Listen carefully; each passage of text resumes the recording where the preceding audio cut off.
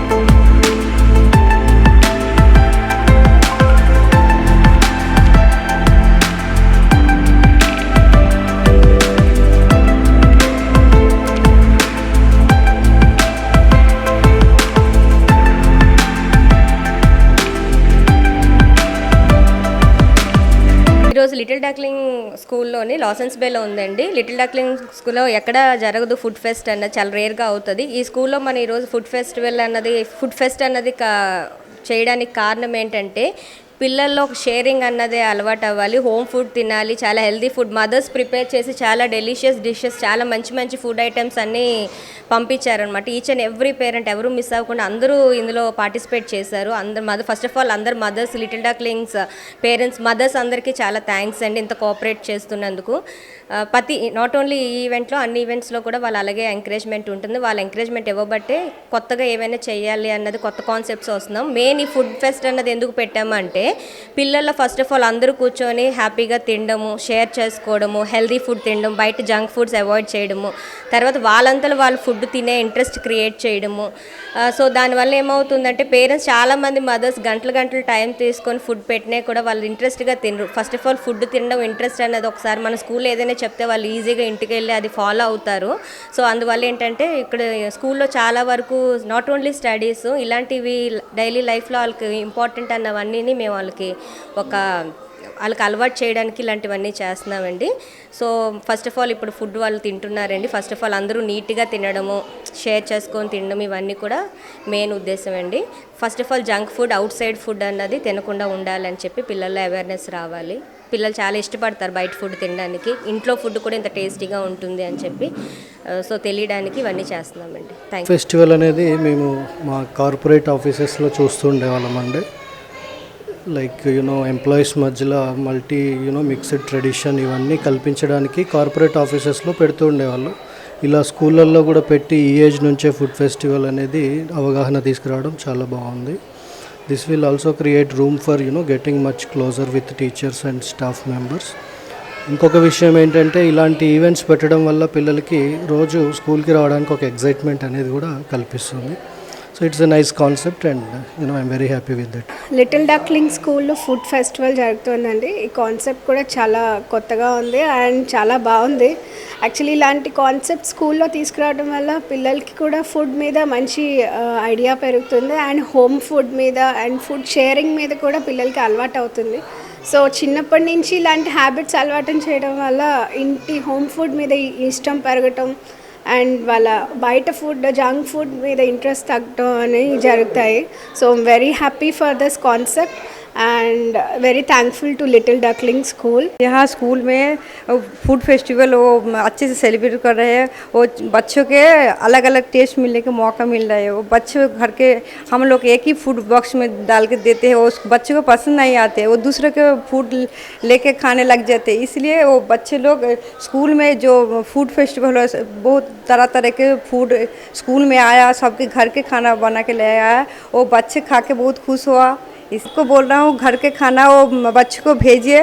Germs food बाहर के food नहीं भेजिए, उसको बच्चे के सेहत अच्छे नहीं रहते. और घर के फूड भेजिए, बच्चे को अच्छे आदत मिलते हैं, वो बच्चे की तबीयत भी ठीक रहती है. Thank you.